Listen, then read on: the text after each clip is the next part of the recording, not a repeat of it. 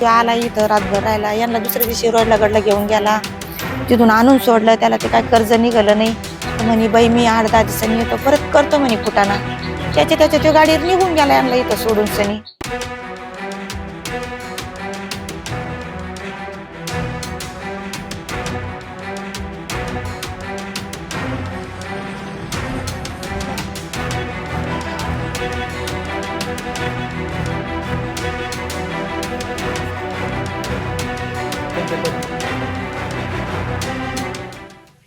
ताई मला सांगा, तुम्ही मुरलीधर भाऊच्या कोण आहात बहीण आणि आहे. कशी घटना घडली, काय तुम्हाला नेमकं कळालं होतं? मी तिची बहीण आहे. बर. तिची घटना कशी घडली आम्हाला काहीच सांगू शकता येत नाही. बर. पण आम्हाला असं माहित झालं का ते दरीन पडला म्हणून सनी.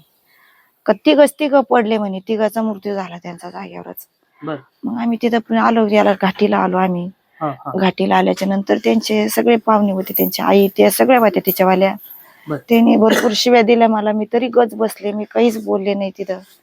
कमून बोलले नाही का मी म्हणलं मी जर काही म्हणून आणला येईन इतके दिवस, पण आमच्याकडे येऊन दिला नाही. शेवट त्याचं मूर्त सुद्धा आमच्याकडे येऊन देणार नाही म्हणून मी काहीच बोलले नाही त्यांना. शेवट माझे चुलत भाव ते सगळे होते तिथं. ते म्हणले आम्हाला तिघ आमच्या संग द्या, आम्ही तिघाची मौत करतो. पण ते म्हणले नाही आम्ही देणार नाही म्हणे मौत तुमची, त्यांची बोली. आम्ही नातून मुलगी घेऊन जाणार म्हणे, तुमचा तुम्ही घेऊन जा म्हणे. आम्ही असं म्हणलं त्यांना, ते तसे म्हणले आम्हाला. मग त्यांची किती बहिणी आहेत? आम्ही तिघी बहिणी. आणि ते एक भाऊ होते? ते एक भाऊ आता आमच्याला. त्यांचं लव्ह मॅरेज झालं, त्यांचं भाऊ लव्ह मॅरेज झालं. मग त्याच्यामुळे मग ते सासू सासऱ्याकडेच राहायचं. ते लई दिवस सासू सासऱ्याकडे राहिला, लई दिवस. मग तिने भाड्याने खोली घेतली, भाड्याच्या खोलीत राहिला तो लई दिवस. आणि आता पण भाड्याच्या खोलीतच राहत होता ते. पण माझ्या मुलाचं लग्न जमल्याच्या नंतर मला सगळे पाहुणे रावळे म्हणले इतके दिवस नाही आला नका की ना, पण तू फोन कर, तो लग्नाला येईन. म्हणून मग मी त्याला फोन केला. मी भाऊ लग्नाला येशील का? तर म्हणे हा बाई. मला आधी तिने तडा बोलून घेतलं. मला बोलला, मी म्हणलं भाऊ काही असू परताच मागचं सोडून दे, पण आता लग्नाला ये. मला म्हणला येईन बाई लग्नाला. हा, मग मी म्हणलं बहिणीला घेऊन ये, पोराला घेऊन ये. ते म्हणला बाई ते नाही येणार, असं म्हणलं ते मला. मग लग्नाला आला त्यो. लग्न झाल्याच्या नंतर माझी एक मधली बहिणी माझी, त्याचा मुलगा वारला. मग त्याला वाटलं आता सगळेच करते. माझ्या बहिणीचा लग्नाच्या दुसऱ्या दिवशीच मुलगा वारला तिचा वाला. मग त्याला वाटलं आता सगळे करते, आता यांना कोणी मी, त्याला असं वाटलं. त्याच्यामुळे 10 दिवस तिने मग त्या मुलाचं केलं सगळं, जे झाली तिथं आमच्या संग राहिला, बोलला, बसला. त्याच्यामुळे मग घरी गेला तो त्याच्यानंतर. मग बायकून त्याच्या भांडणं काढले. ते म्हणे तुला इतके दिवस बहिणी दिसल्या नाही, त्यांना दिसल्या नाही, आता कस का दिसायला लागलं तू त्यांना, आता कमून बोलत काय संग, तुला त्या लागत्या का मी लागते? ते म्हणायचं मला तू लागते, त्या लागत्या, लई दिवसातून बोलायला लागल्या म्हणे, आपल्याला चांगलं वाटत म्हणे, असं म्हणायचं ते तिला. मग त्यांनी दोघा मायल्या का त्याला शिव्या दिल्या. लग्न झाल्यापासून तिकडेच राहायला गेले? तिकडेच राहत होता. किती वर्ष झाले त्यांना? साधारण 22 वर्ष झाले असते तरी त्याच लग्नाला. 22 वर्षात गावाकडे किती वेळा आले त्याला? तो कंटिन्यू यायचा, तो असा यायचा, तो येत नसा असं नाही. पण माझ्या आई वडिलाला बोलत नसता तो. असं दारातून इथून जायचं ते त्याच्या वावरात. पण कशामुळे बोलत नव्हतं ते काय व्हायचं, त्यांच्या दोघांची थोडी किरकिर व्हायची यांच्या संग बोलल्याच्या नंतर.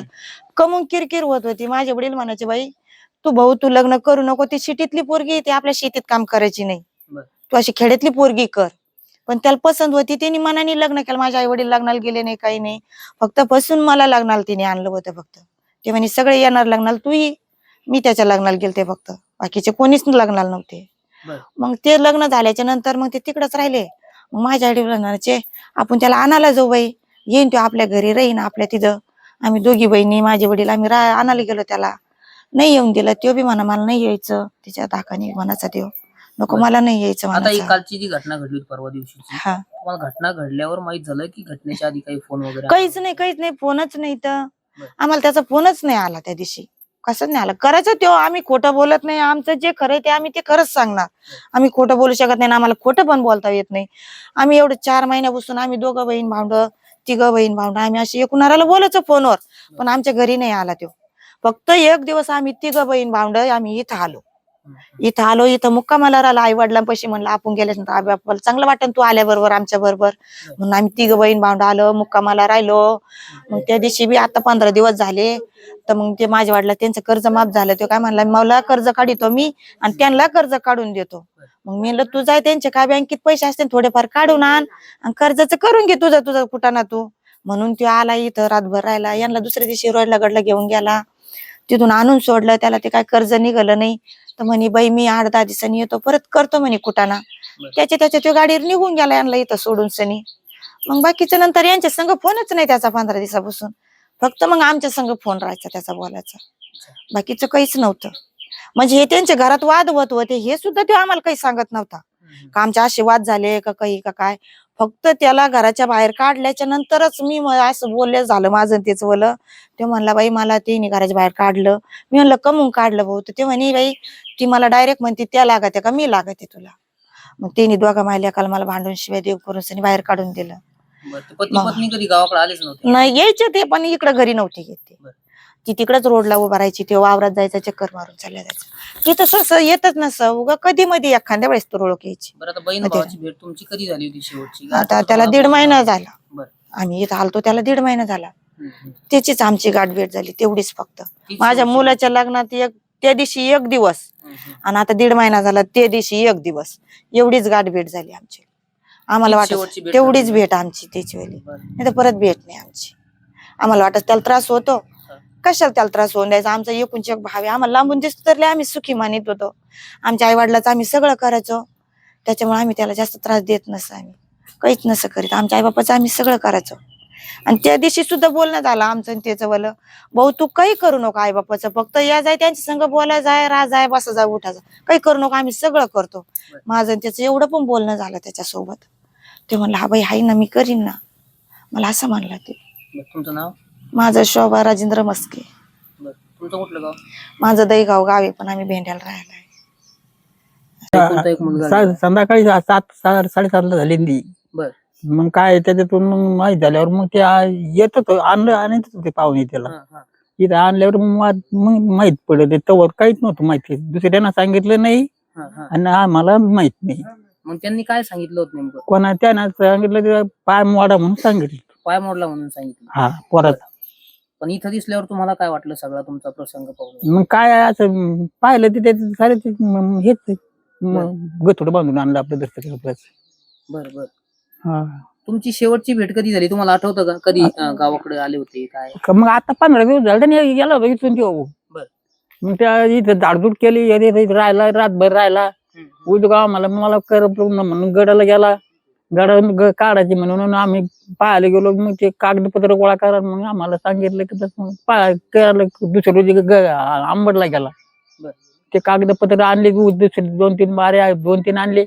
मग उजूक जायचं होतं ते शेजारी म्हणजे काढून देणार होता, त्याच्या सासू माय मेली तिची. मग म्हणलं आता राहू दे पुढे द्या चोरच असं. मग ते राहिलं तर मग आता ते काल भेटला होता तर त्याच्या आधी हेच आमचं झालं जास्त. तिकडे काय करत होते व्यवसाय वगैरे म्हणजे काय? कुठं तिकडे ठेव ट्रकवर होत तो. ट्रकवर चालत होते? हा. बर.